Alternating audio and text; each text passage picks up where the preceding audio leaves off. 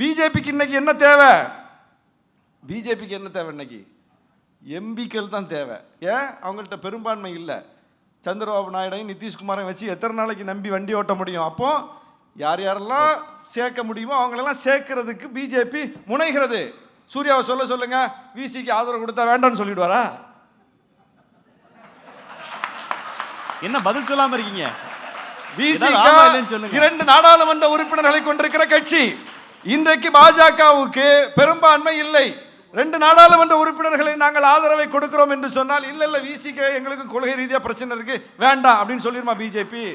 வாங்க வாங்க ஒன்றிய அமைச்சராக்குறோம் வாங்க அப்படின்னு சொல்லி அழைக்கிறது. பிஜேபி அழைக்கிறது. அது எப்படி அழைக்குதுன்னு அவருக்கும் தெரியும். அப்போ நாங்கள் நிராகரிக்கிறோம். எங்களுக்கு இந்த இடம், இந்த பதவி, கொள்கை முக்கியம். கொள்கை முக்கியம். உங்களுக்கு பர்சனலா